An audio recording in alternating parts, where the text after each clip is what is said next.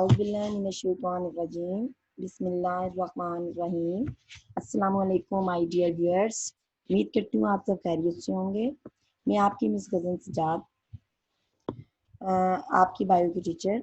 आज जो टॉपिक हमने बेटा पढ़ना है वो है mechanism of breathing, the mechanism of breathing in humans. इसमें जो लॉन्ग क्वेश्चन एग्जाम में आ सकता है वो किस तरह से आ सकता है, describe the steps of inspiration और एक्सपायरेशन। एंड दूसरा क्वेश्चन ऐसे भी आ सकता है कि describe the process of respiration या explain the breathing mechanism in humans. ठीक है, यहाँ पर mechanism of breathing in humans के अंदर सबसे पहले ब्रीथिंग क्या होती है आपको पता होना चाहिए। शॉर्ट क्वेश्चन के तौर पे भी आपसे पेपर में पूछा जा सकता है। ब्रीथिंग जो है physical movements associated with the gaseous exchange are called breathing. यानी सांस लेने का नाम ब्रीथिंग है। गैसियस एक्सचेंज जिसे हम कहते हैं कि जब हम सांस लेते हैं तो गैसियस एक्सचेंज टेक प्लेस होता है। बाहर से एयर जो है वो हमारे लंग्स में एंटर होती है और लंग्स में एल्वुलाई के साथ जो कैपिलरीज होती हैं ब्लड की, तो उनके अंदर ब्लड के अंदर मौजूद कार्बन डाइऑक्साइड की कंसंट्रेशन ज़्यादा होती है। तो वो कार्बन डाइऑक्साइड हायर कंसंट्रेशन से लोअर कंसंट्रेशन की तरफ जब मूव करती है तो एल्वुलाई में आ जाती है, और एल्वुलाई में ऑक्सीजन की अमाउंट ज़्यादा होती है, तो इसलिए वो भी डिफियन के रूल के मुताबिक हायर कंसंट्रेशन जब लोअर कंसंट्रेशन की तरफ मूव करती है तो इस तरह से ऑक्सीजन ब्लड में चली जाती है और ब्लड में से कार्बन डाइऑक्साइड जो है वो हमारी एल्वुलाई में आ जाती है। और इसी तरह जब हम एयर को फिर अपनी एल्वुलाई से एक्सपेल्ड करते हैं या एक्सेल्ड करते हैं फ्रॉम लंग्स टू आउटसाइड या टू द एनवायरमेंट, तो उसे हम कहते हैं breathing. Physical movements associated with the gaseous exchange are called breathing. There are two phases of breathing as given below. Number one is inspiration, जिसको हम inhalation भी कहते हैं। सेकंड नेम एक ही बात है, दोनों इंस्पायरेशन कह लें या इनहेलेशन कह लें। होता क्या है इंस्पायरेशन या inhalation? Taking of fresh air into lungs के अंदर ताज़ा हवा का लेना क्या कहलाता है? Inspiration. During this process following changes अकर। जब ऐसा होता है तो हमारी इंसानों में, ह्यूमंस में जो चेंजेस आती हैं वो ये आती हैं। और वो चेंजेस कौन करता है? हमारी चेस्ट कैविटी में, थोरेसिक कैविटी में, हमारे लंग्स में, हमारी एल्वुलाई में, हमारे डायाफ्राम में, हमारे रिब के मसल्स में, और रिब्स में वो सारी चेंजेस टेक प्लेस होती हैं। तो देखते हैं वो कौन सी चेंजेस हैं। जब हम इंस्पायरेशन का प्रोसेस टेक प्लेस होता है जब बाहर से फ्रेश एयर हमारी बॉडी में हमारे लंग्स तक एयर पैसेज वे के जरिए हमारे लंग्स तक एंटर होती है, तो फिर उसको उस प्रोसेस में जो तब्दीलियां होती हैं वो हम देखते हैं वो क्या होती हैं, और उस प्रोसेस को हम क्या कहते हैं? इंस्पायरेशन। नंबर वन क्या होता है उस प्रोसेस में? जो रिब के मसल्स थे जिन्हें हमने इंटरकॉस्टल मसल्स कहा था वो कॉन्ट्रैक्ट हो जाते हैं। क्यों कॉन्ट्रैक्ट होती हैं? इसलिए कॉन्ट्रैक्ट हो जाती हैं ताकि जब इंटरकोस्टल मसल्स कॉन्ट्रैक्ट होंगे तो उनके सिकुड़ने की वजह से जो रिब्स हैं, रिब्स हड्डियां हैं, हालांकि आपको पता है 12 पेयर है, 24 रिब्स होती हैं, 24 रिब्स होती हैं। 12 एक तरफ और 12 एक तरफ, तो हम कह सकते हैं कि 12 पेयर होता है। 12 पेयर का मतलब 24 जो रिब्स है जब इंटरकोस्टल मसल्स दरमियान में से सिकुड़ती हैं तो ऑटोमेटिकली, कभी आप सोचें कि आपके हाथ हैं, हाथों की उंगलियों के दरमियान में इंटरकोस्टल मसल्स हैं और आपकी फिंगर्स वर्क कर रही हैं एज अ रिब्स। जब आपके इंटरकोस्टल मसल्स सिकुड़ेंगे तो आपके हाथों की जो हड्डियां हैं, आपकी फिंगर्स जो है वो ऐसे ऊपर को ऐसे उठ जाएंगी, रेज्ड हो जाएंगी। इसी तरह जब हवा जो है वो एनवायरनमेंट में से फ्रेश एयर एनवायरनमेंट से हमारे लंग्स में एंटर होती है तो वहां जाते ही हमारी जो चेस्ट वॉल है जो कि रिब और इंटरकोस्टल मसल से मिलकर बनी हुई है, उसके अंदर पहले चेंजेस ये आती है कि इंटरकोस्टल मसल जो हवा के एंटर होने से सिकुड़ जाती हैं और जो रिब्स हैं वो रेज्ड हो जाती हैं। ठीक है, और इस तरह से क्या होगा? ऐसा करने से जो थोरेसिक कैविटी है, ठीक है ना, जिसके अंदर लंग्स मौजूद हैं और जिस कैविटी को चेस्ट वॉल ने घेरा हुआ है, उसके अंदर एक स्पेस है जिसके अंदर लंग और हार्ट मौजूद है, उस कैविटी को कहती हैं थोरेसिक कैविटी। वो क्या होगा, जैसे ही फिंगर्स हमारी, आप देखिए अपनी फिंगर्स पे ऐसे बेंड करें, रेस्ट करें, तो जैसे ही वो जब रिब्स रेस्ड होंगी तो कैविटी के ऑटोमेटिकली अंदर की स्पेस जो है वो ज्यादा खुल जाएगी, ज्यादा हो जाएगी वो स्पेस। और एक तो ये हो गया थोरेसिक कैविटी का साइज जो है या अंदर की जो स्पेस है वो ज्यादा हो जाएगी। और डोम शेप, डोम कहते हैं गुम्मद को, गुम्मद की शक्ल का एक डायाफ्राम होता है जो कि बेस पे होता है। मैंने आपको लास्ट अपने वीडियो लेक्चर में भी पढ़ाया है, जब मैंने डायाफ्राम पढ़ाया है उसके फंक्शन भी पढ़ाए हैं, आपको बताया क्या होता है। थिक मस्कुलर रिंग होता है और हमारे चेस्ट वॉल के नीचे फ्लोर होता है। चेस्ट वॉल का, चेस्ट वॉल या थोरेसिक कैविटी का, चेस्ट वॉल वो है जो थोरेसिक कैविटी को एनक्लोज करती है, उसकी प्रोटेक्टिव वॉल है। तो थोरेसिक कैविटी का जो फ्लोर है ना वो डायाफ्राम है, ठीक है, फ्लोर। और वो जो डायाफ्राम है ना डोम शेप, वो ऐसे ऊपर को उठा हुआ होगा जैसे गुम्बद की तरह, वो भी सिकुड़ जाता है। जैसे ही वो सिकुड़ता है ना हवा की वजह से, जैसे हवा अंदर गई तो वो सिकुड़ेगा, रिब्स भी सिकुड़ी, इंटरकोस्टल मसल्स भी सिकुड़े थे, याद रखिएगा। ऐसी हवा एंटर होती है कि इंटरकोस्टल मसल्स कांटेक्ट होती है और एक डायाफ्राम का डोम शेप डायाफ्राम भी कॉन्ट्रैक्ट हो जाता है। जब वो सिकुड़ जाते हैं तो क्या हो जाता है, डायाफ्राम सिकुड़ने की वजह से लोअर्ड हो जाता है, यानी वो जो गुम्मद की तरह होता है उसका गुम्मदपन जो है वो थोड़ा सा बैठ जाता है और वो लोअर्ड हो जाता है। और लोअर्ड होने से भी क्या होगा, कैविटी का साइज इंक्रीज होगा या डिक्रीज, ऑटोमेटिकली।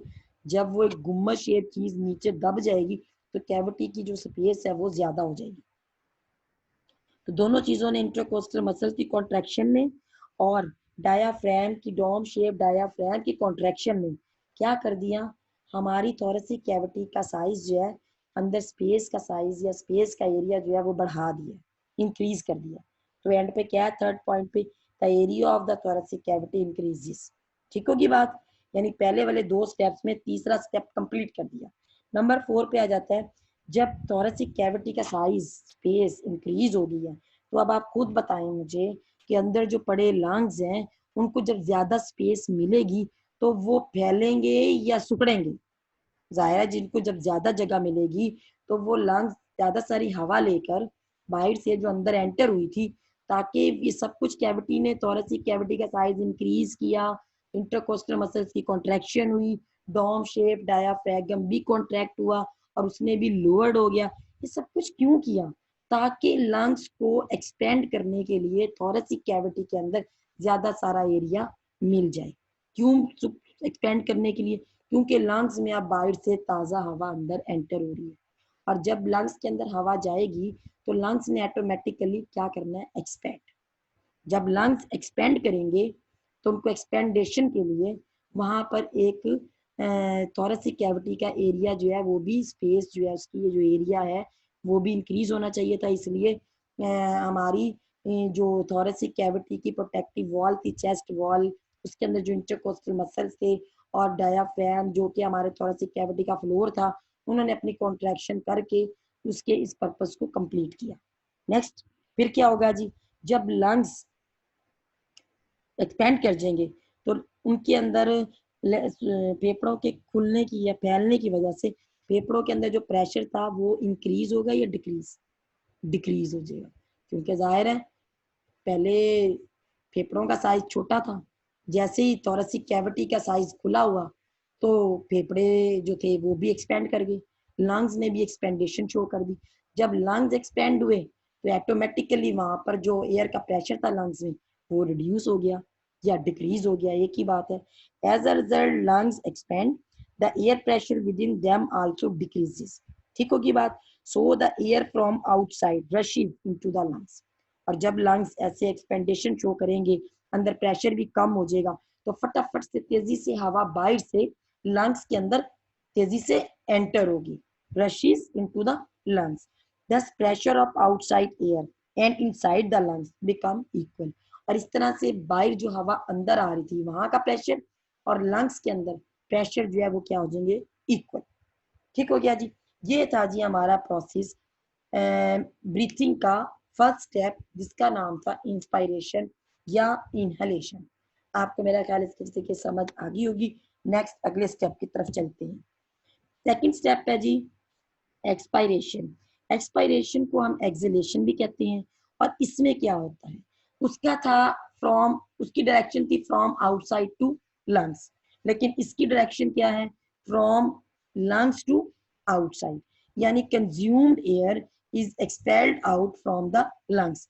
तो इससे इस प्रोसेस के अंदर क्या होगा कि जितने हमारी बॉडी के अंदर वही लंग्स जिनमें एयर जो एंटर हुई थी और वो एक्सपैंड हो गए थे और ज्यादा सारी एयर अंदर चली गई थी, और वो एयर जब अंदर गई वो फुल ऑफ ऑक्सीजन थी, उसने गैसेस एक्सचेंज करके alveoli site for the gases exchange थी, उन्होंने सब अपना काम गैसेस एक्सचेंज का जब तबादला कर लिया, तो अब क्या होगा, अब वही लंग्स जो है, वो जो एयर जिसने पहले जिसमें ऑक्सीजन थी उसने वो ब्लड को दे दी और ब्लड से कार्बन डाइऑक्साइड लेकर, अब वो जो कार्बन डाइऑक्साइड कंटेनिंग एयर थी उसको हम एयर को क्या कहते हैं, कंज्यूम्ड एयर। क्या कहते हैं, कंज्यूम्ड एयर। वो कंज्यूम्ड एयर जो है वो लंग्स से अब बाहर निकलनी है, और जब वो कंज्यूम्ड एयर फ्रॉम लंग्स से to the outside to the environment जब वो एक्सपेल्ड होगी, उस प्रोसेस को कहते हैं एक्सपायरेशन या एक्सलेशन। ठीक हो गया। इन दोनों का कंपैरिजन या डिफरेंशिएशन पेपर में आ जाता है, या पूछा जाता है कि ब्रीथिंग के वो कौन से दो स्टेप्स हैं, उनके नाम लिखें और उनको डिफाइन भी करें। तो आपने यही ऐसे ही डिफाइन कर देना है कि उसमें हवा का रुख बाहर से फ्रॉम टू लंग्स होता है और ये फ्रॉम लंग्स टू आउटसाइड होता है। उसमें एयर फ्रेश होती है और इसमें एक्सपायरेशन में और एक्सलेशन में कंज्यूम्ड एयर, वो वाली एयर जिसमें कार्बन डाइऑक्साइड ज्यादा थी, वो कंज्यूम्ड एयर वो मूव करती है फ्रॉम लंग्स टू आउटसाइड। ठीक हो गया। और जब वो जो इंस्पायरेशन है उसमें ऑक्सीजन कंटेनिंग एयर लंग्स में मौजूद होती है, और जब एक्सपायरेशन होती है तो लंग्स के पास उस वक्त कार्बन कंटेनिंग एयर होती है। ठीक है, ऐसे आप कंपैरिजन करके दरमियान में लाइन लगा के डिफरेंशिएशन वाला क्वेश्चन भी कंप्लीट कर लेंगे।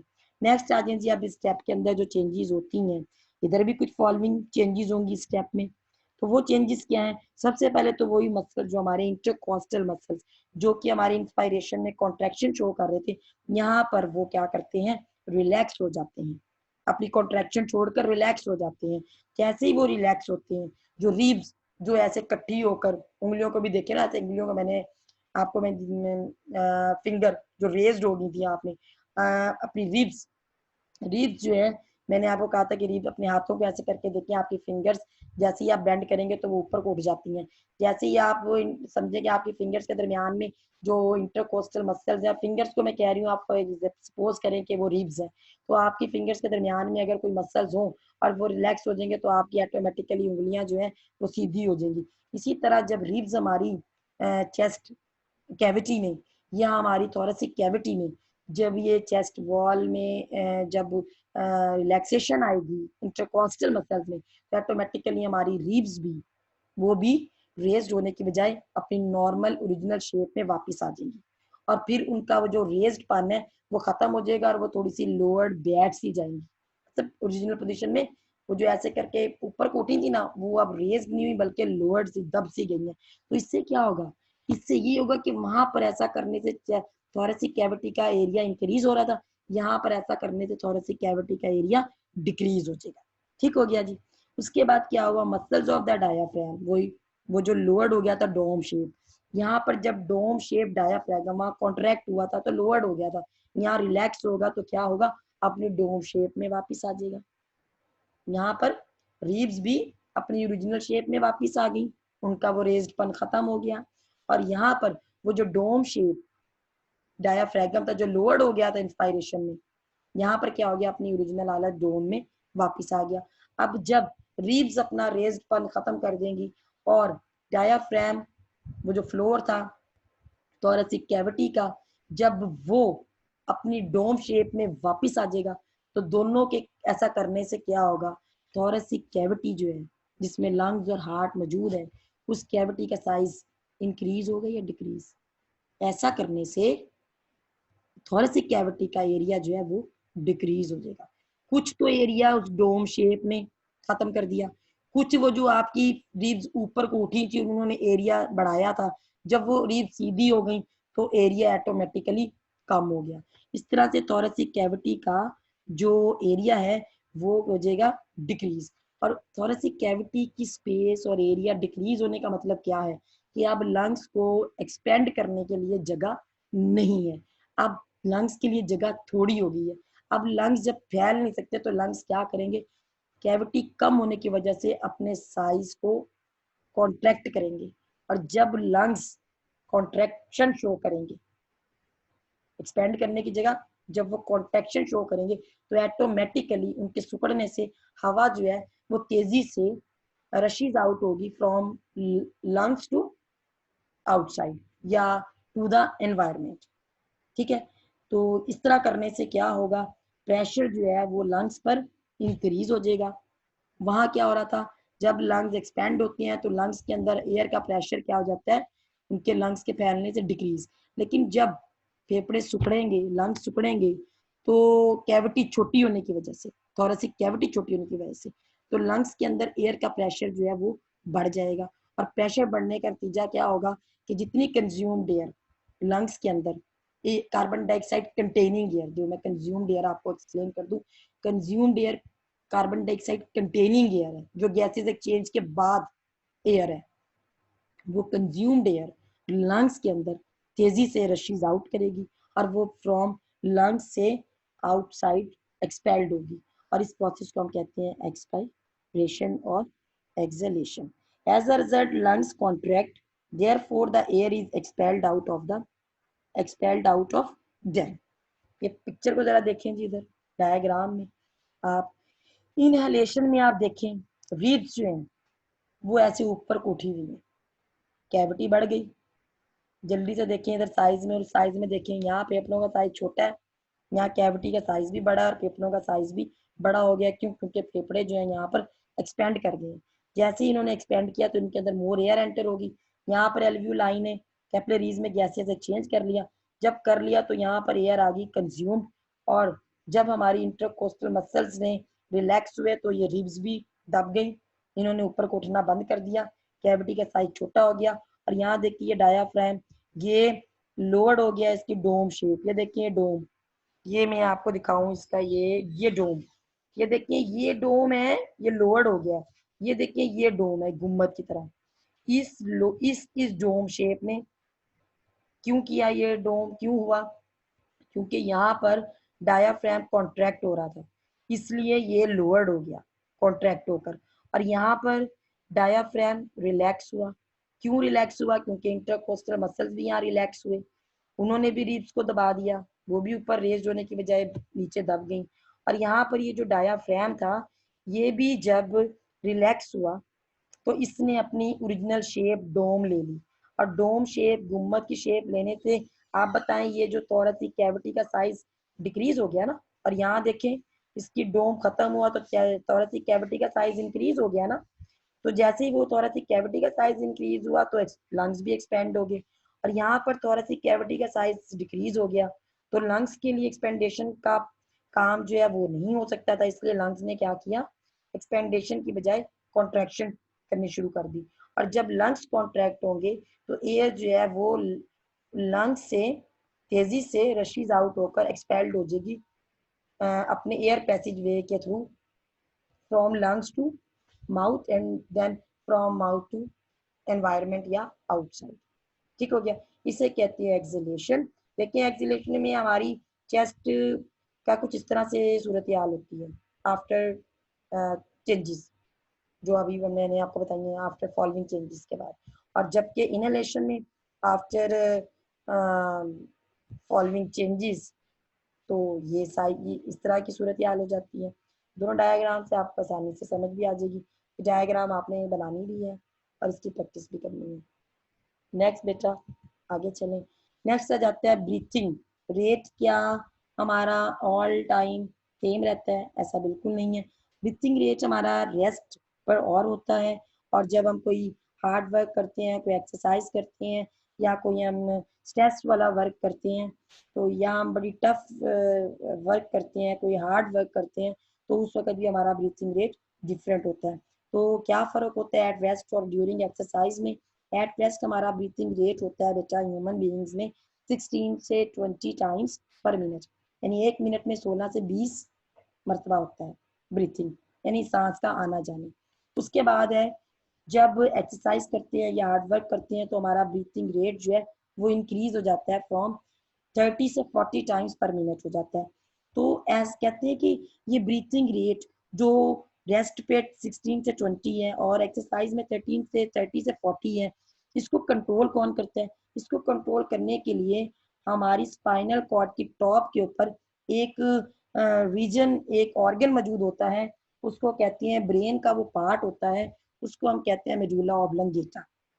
ये ब्रेन का पार्ट है और ब्रेन कंट्रोल करता है। इसलिए हम कुछ लोग कहते हैं कि ब्रीथिंग जो कंट्रोलिंग सेंटर है ना वो ब्रेन में प्रेजेंट होता है, लेकिन वो ब्रेन में प्रेजेंट तो होता है लेकिन ब्रेन कोऑर्डिनेटर है तो स्पाइनल कॉर्ड भी कोऑर्डिनेटर है, लेकिन ब्रेन और स्पाइनल कॉर्ड की जो टॉप है ना स्पाइनल कॉर्ड की, वहां पर ये प्रेजेंट होता है। That is sensitive to concentration of carbon dioxide in blood. जैसे ही ब्लड के अंदर कार्बन डाइऑक्साइड बढ़ जाती है ना, तो ये मेडुला ऑब्लंगेटा हमारी इंटरकोस्टल मसल्स को और हमारे डायाफ्रैम को ये पैगाम पहुंचाता है, मैसेज कन्वे करता है कि वो कॉन्ट्रैक्शन करें, ताकि वो अपना चेंजेस करें और इंस्पायरेशन और एक्सपायरेशन का प्रोसेस जो है वो फास्ट हो सके। और इस तरह करने से फिर इसीलिए हमारा ब्रीथिंग रेट एक्सरसाइज के दौरान ड्यूरिंग एक्सरसाइज कुछ और होता है और रेस्ट पर वो जो है ब्रीथिंग रेट जो है वो कुछ और होता है। ठीक है बेटा, अब मेरी बात सुनिए आप लोग गौर से।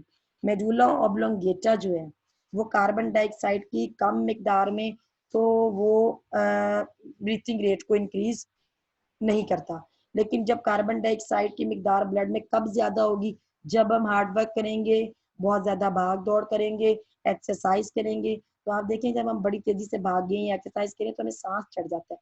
तो सांस क्यों चढ़ता है? क्योंकि हमारी बॉडी में मोर अमाउंट कार्बन डाइऑक्साइड की बन चुकी होती है और हमने वो मोर अमाउंट कार्बन डाइऑक्साइड की अपनी बॉडी से बाहर जल्दी से जल्दी बाहर निकालनी होती है। और ऐसा करने के लिए बॉडी क्या करती है, हमारा रेस्पिरेटरी सिस्टम में हमारा ब्रीथिंग रेट इंक्रीज होगा ताकि हम तेजी तेजी से सांस लें और हम जल्दी जल्दी अपने एक्सपायरेशन के थ्रू उस कार्बन डाइऑक्साइड की एक्सेसिव अमाउंट को अपनी बॉडी से बाहर रिमूव कर सकें। इसीलिए ब्रीथिंग रेट जो है वो रेस्ट पे और ड्यूरिंग एक्सरसाइज और हो जाता है। नेक्स्ट ये थोड़ा सा एक और हमारी स्लाइड रह गई है, इसमें है comparison between the inspired and expired air. तो अब ये जो एयर अंदर बॉडी में आई थी उसकी कंपोजिशन क्या थी और जो एयर बाहर निकली थी उसकी कंपोजिशन क्या थी। जब एयर हमारी बॉडी में इंस्पायर्ड, जो इंस्पायरेशन के दौरान जो हवा अंदर आई थी फुल ऑफ ऑक्सीजन जो थी, इसे मैंने कंज्यूम्ड नहीं बोला, इसे क्या इंस्पायर्ड एयर, वो जब बॉडी में एंटर हुई थी तो उसके अंदर ऑक्सीजन की अमाउंट थी 21% और अमाउंट ऑफ कार्बन डाइऑक्साइड कितनी थी 0.04% और उसमें नाइट्रोजन की अमाउंट कितनी थी 79%।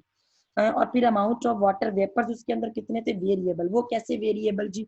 वो इस तरह से कि अगर हम नमी वाले इलाके में हैं, कुछ बड़ा बारिश वगैरह हो रही है तो फिर वाटर वेपर्स भी हमारी हवा के साथ अंदर जा रहे हैं, और अगर हम बड़े सनी और बड़े समर वाले डेज में है तो फिर वाटर वेपर्स वहां पर नहीं होंगे, तो इसलिए ये वेरिएबल लिखा है। अमाउंट ऑफ डस्ट पार्टिकल्स, अगर हम बड़ी नीट क्लीन जगह पे खड़े हैं तो वहां पर एयर में डस्ट पार्टिकल्स नहीं होंगे, लेकिन अगर हम बड़ी डस्टी या अंधेरी या आंधी वगैरह में बाहर खड़े हैं तो उनमें डस्ट पार्टिकल्स होंगे, तो फिर वो भी वहां पर वेरिएबल हो जाएंगे। फिर डस्ट पार्टिकल्स उस एयर में प्रेजेंट होंगे जिन्हें हमारे नोज के एयर्स और म्यूकस ट्रैप कर लेते हैं और हमारे लंग्स तक उस डस्ट पार्टिकल्स को जाने नहीं देते।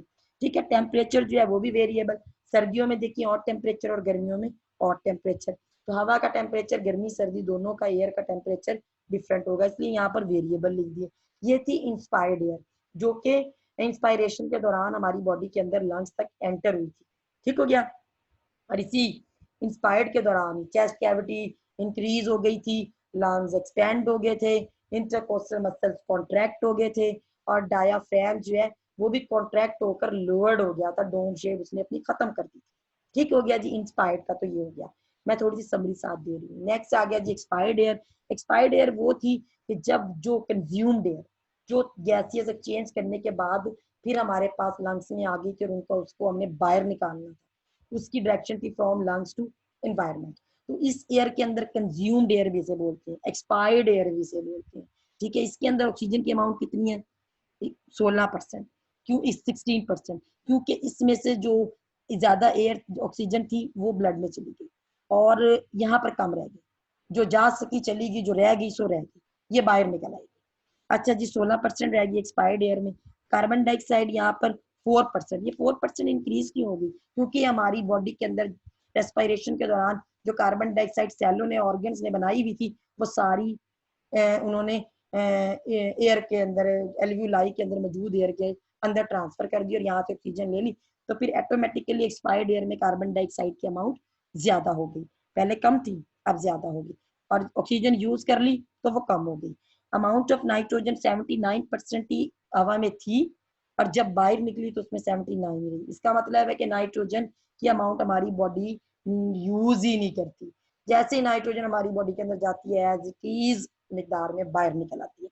ये बड़ा पावरफुल एमसीक्यूज आ जाता है कि नाइट्रोजन की अमाउंट एक्सहेल्ड और इनहेल्ड में कितनी होती है और हमारी बॉडी कितनी परसेंट नाइट्रोजन इनटेक करती है। हमारी बॉडी नाइट्रोजन एयर के थ्रू इनटेक करती ही नहीं है। 79 एंटर हुई और 79% ही बाहर निकल गई, यानी no intake of nitrogen take place in our body by breathing. ठीक हो गया जी। नेक्स्ट आ गया जी amount of water vapours. Water vapour saturated है, जब बाहर निकलेगी एक्सपायर्ड एयर में, जाहिर बॉडी के अंदर हम पानी पीते हैं और हमारे लंग्स में फ्लूइड्स हैं, तो वो जो है उसकी वजह से जो अंदर से एयर आनी है तो वो थोड़ी सी सैचुरेटेड होगी और 10 पार्टिकल्स अंदर बिल्कुल भी नहीं है।